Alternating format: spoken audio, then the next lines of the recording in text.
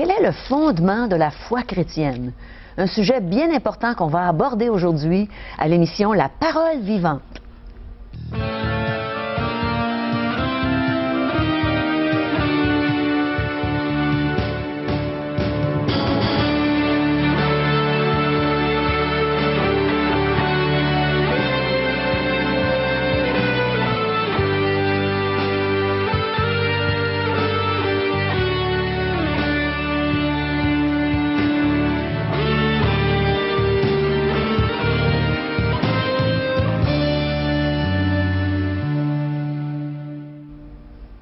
Bienvenue à l'émission La Parole vivante. Aujourd'hui, on va continuer à regarder notre merveilleux film de l'espoir.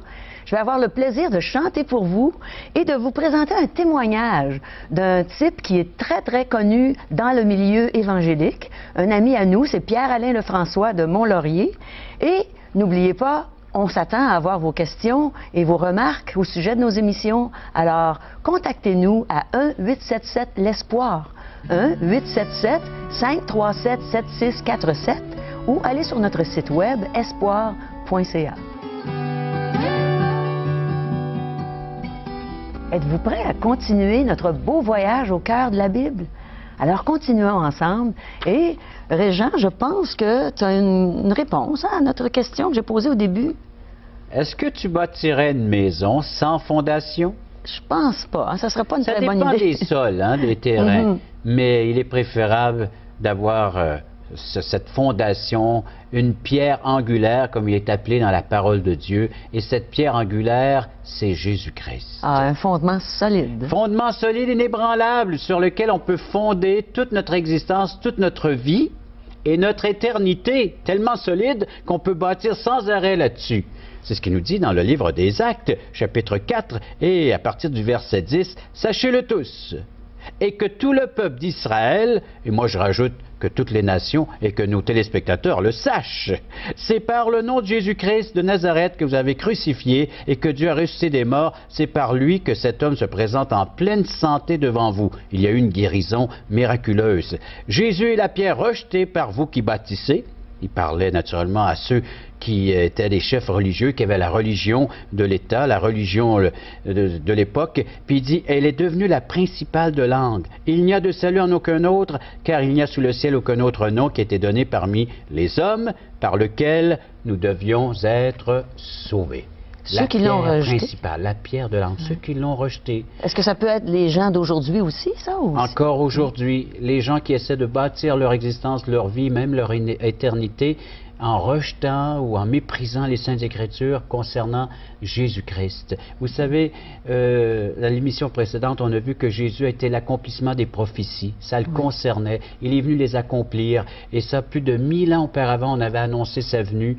C'est comme si aujourd'hui, là, je vous disais, de remplir la province de Québec de pièces d'$1, des piles de 10 mètres de haut. Donc, on m'a dit que c'est plus de 30 pieds de haut. Puis on couvre toute la province de Québec avec ces pièces d'$1. Et puis là, je vous demande de trouver celle qui a été marquée d'une marque. Comment on fait pour la reconnaître? Alors bien, c'est ce que Jésus-Christ est venu accomplir, lui. Alors il est venu accomplir toutes ces prophéties tellement qu'elles sont exactes. Alors donc, la pierre de langue, la pierre principale sur laquelle on peut, oui, baser notre foi, notre existence et notre éternité, Jésus-Christ. Et que c'est rassurant de savoir qu'on peut s'appuyer sur Jésus, n'est-ce pas? Alors, regardons ce qui va arriver dans la suite.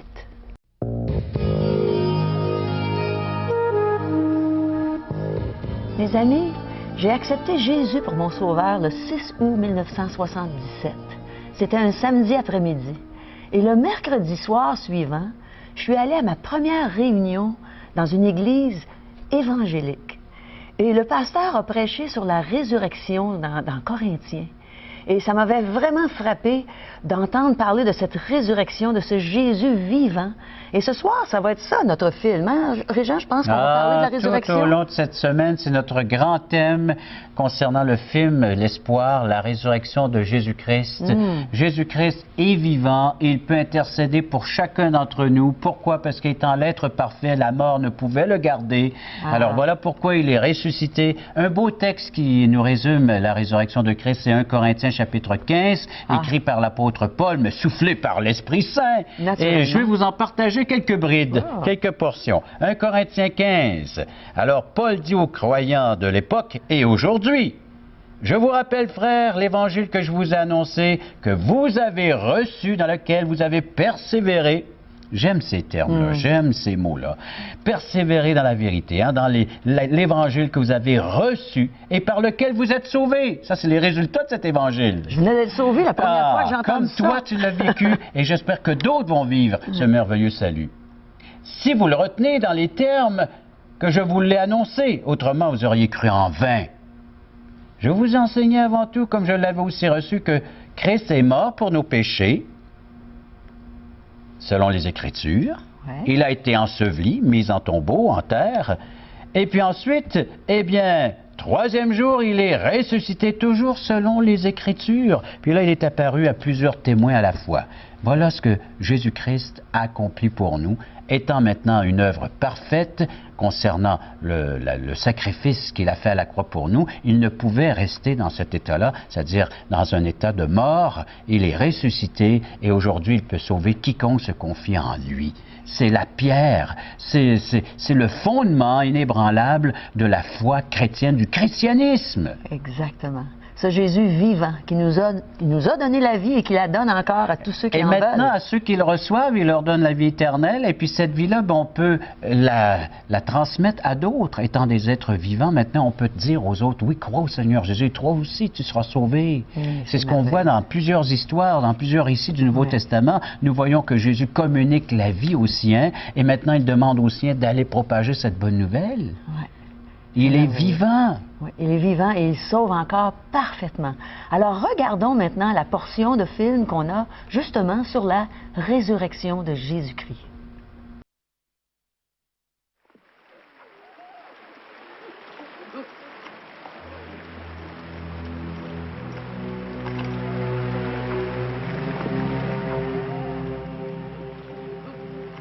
Après s'être assuré que Jésus était mort, les soldats permirent que l'on descende son corps de la croix. À la fin du jour, son corps fut déposé dans un tombeau, scellé par une énorme pierre. Sur l'insistance des chefs religieux, des soldats furent postés pour garder le tombeau.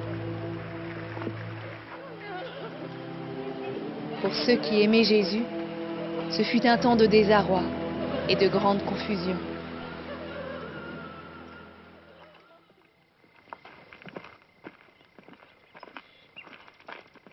Trois jours après la crucifixion de Jésus, un groupe de femmes alla voir le tombeau de bon matin. Elles n'étaient pas les premières. Tôt ce matin-là, un ange de Dieu était descendu du ciel.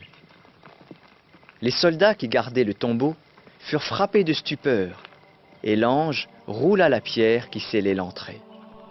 Où allez-vous? Jésus n'est pas là.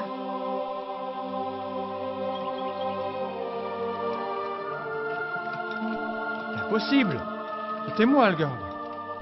Le tombeau était vide.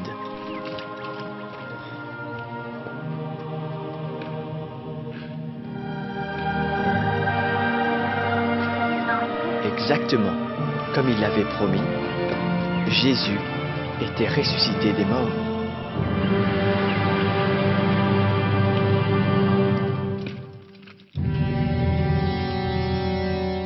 Les chefs religieux offrirent aux soldats une forte somme d'argent pour qu'ils racontent que pendant la nuit, les disciples de Jésus avaient enlevé son corps.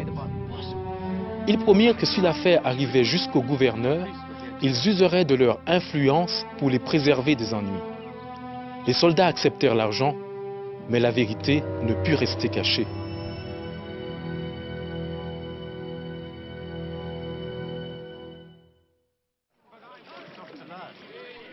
Qu'avez-vous appris? Pendant les 40 jours qui suivirent, Jésus apparut en chair et en os à de nombreuses personnes. Pour certains, il parla avec eux. Avec d'autres, il partagea leur repas. À une occasion, il apparut à plus de 500 personnes. Il leur ouvrit l'intelligence, afin qu'à la lumière de ceux qui avaient été écrits par les prophètes des temps passés, ils puissent comprendre les événements qu'ils vivaient.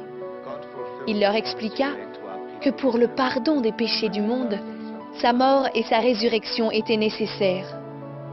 Puis, il parla du royaume de Dieu, en affirmant que toute autorité lui avait été donnée, dans le ciel et sur la terre. Votre captivité est terminée. Le temps était maintenant venu pour Jésus de s'en aller vers le Père et d'aller préparer une place dans le ciel pour tous ceux qui l'aiment. Jésus promit à ses disciples que l'Esprit de Dieu viendrait bientôt leur donner la puissance d'annoncer au monde la vérité, l'amour et le pardon venant de lui. Après avoir dit ces choses, Jésus les quitta et s'éleva dans le ciel.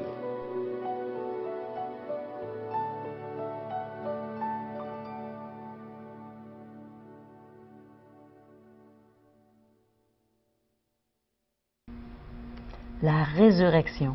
Mes amis, Régent va continuer à nous entretenir sur cette résurrection, sur ce Jésus vivant.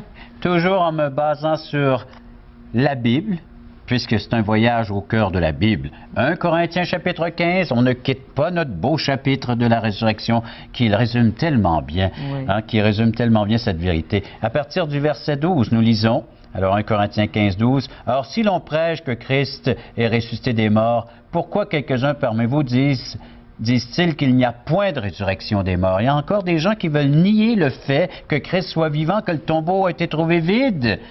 Alors, s'il n'y a point de résurrection des morts, Christ non plus n'est pas ressuscité. Si Christ n'est pas ressuscité, notre prédication est donc vaine. Alors, c'est inutile ce que nous sommes en train de faire présentement, si on ne croit pas à la résurrection. Notre foi est vaine également. Alors, la confiance en Jésus-Christ, pourquoi? S'il ne peut faire vraiment ce qu'il a promis de faire, nous délivrer, et surtout nous délivrer de la mort, qui est notre dernier ennemi ici-bas sur terre, de vaincre cette mort, pourquoi croire, pourquoi avoir confiance en celui qui n'a aucun pouvoir s'il n'y a pas eu de résurrection toujours? Il se trouve que nous sommes de faux témoins également à l'égard de Christ, à l'égard de Dieu, puisque nous avons témoigné contre Dieu qu'il est ressuscité, qu'il a ressuscité Christ. Alors tous les apôtres, tout cet enseignement-là, eh bien, à quoi sert tout cela s'il n'y a pas de résurrection? Car si les morts ne ressuscitent point, Christ non plus n'est pas ressuscité, et si Christ n'est pas ressuscité, votre foi est vaine. Et voilà encore, ce qui est pire, c'est que vous êtes encore dans vos péchés. Et par conséquent aussi, ceux qui sont morts en Christ sont perdus. Mais fort heureusement qu'il est bel et bien ressuscité. Oui. Et qu'est-ce qu'il faut faire aujourd'hui, Régent, pour avoir ce Jésus ressuscité dans notre vie? De croire qu'il est bel et bien là, présent, et aujourd'hui, maintenant, c'est le jour de la délivrance pour quiconque veut bien se tourner vers lui. Abandonner, se repentir, confesser notre péché, le mal qu'on a fait, l'abandonner et se tourner vers Jésus qui, lui, nous tend les bras, nous tend les mains. Regardez un texte de l'apôtre Pierre, je vais vous lire ça. Alors, c'est dans sa première épître. Comment est-ce que Pierre traduit ça dans ses mots, dans sa vision des choses? Et c'est dans 1 Pierre, chapitre 1er, ou plutôt chapitre 2, et il dit « Rejetant toute méchanceté, toute ruse, la dissimulation, l'envie, toute médisance, désirez maintenant comme des enfants nouveau-nés le lait spirituel et pur afin que par lui vous croissiez pour le salut. » Le salut, ce n'est qu'un début, ça. C'est comme une semence qui est jetée en terre, et maintenant nous avons ces prémices, ces rejetons, et là ça va croître, ça va grandir, et les gens vont voir qu'il s'est passé de quoi en nous, parce que Jésus-Christ est vivant. Il est comparé à un grain de blé qui est mis en terre, et s'il ne meurt, il demeure seul, mais s'il meurt, il portera beaucoup de fruits. Ah là là. Puis tu nous parlais tantôt aussi, Régent, de repentance. Comment est-ce qu'on fait pour se repentir? C'est quoi exactement la repentance? C'est abandonner le mal que nous commettons, que nous faisons. C'est l'abandonner. L'Esprit Saint veut nous convaincre de ce péché, alors c'est de le nommer par son nom. Alors si j'ai menti, j'ai dit oui, j'ai menti, Seigneur. Si j'ai volé, j'ai tué, j'ai volé, et j'ai tué, et ainsi de suite. On le mentionne et puis on l'abandonne, on ne veut plus pratiquer. Et c'est toutes ces convoitises. Et on se tourne. Et vous avez goûté que le Seigneur est bon, nous dit l'apôtre Pierre dans 1 Pierre 2, 3. Approchez-vous de lui, pierre vivante. Une pierre vivante, rejetée par les hommes, mais choisie et précieuse devant Dieu. Et maintenant, nous pouvons être de ces pierres vivantes qui s'édifient, qui s'exhortent, qui s'encouragent à bâtir l'édifice spirituel qui est l'Église aujourd'hui, l'épouse de Christ. Tout ça, c'est des termes que vous allez retrouver dans les Saintes Écritures lorsque vous allez commencer à lire, à méditer, à réfléchir sur ces belles vérités, que Christ est le fondement de la foi, fondement de son Église, le fondement de la vie chrétienne. La pierre et nous angulaire, pouvons comme tu disais. bâtir par-dessus maintenant et édifier tout le reste. Alors, l'Église de Jésus-Christ, si je comprends bien, c'est pas une bâtisse physique, là, hein? C'est pas une bâtisse, c'est les gens qui vont dans ce bâtiment, puis même encore, c'est ceux seulement qui ont foi en Jésus-Christ, c'est-à-dire en tant que Sauveur et Seigneur de leur existence. C'est même pas tous ceux qui se réunissent, c'est ceux qui ont accepté d'abandonner leur péché, de se tourner vers Jésus. Eux, maintenant, deviennent cet édifice spirituel, Avec des pierres vivantes. le corps de Christ. C'est merveilleux. Alors, nous sommes des pierres vivantes, nous qui croyons au beau nom de Jésus. Et j'aimerais maintenant chanter un chant pour vous qui démontre justement que Jésus est là. Il dit, je tourne mes yeux vers les montagnes. C'est un psalmiste qui a dit ça. Il dit, d'où me viendra le secours? Le secours me vient de l'Éternel. Parce que l'Éternel est vivant, on peut dire ça. Alors écoutez bien, Jésus, tu es là.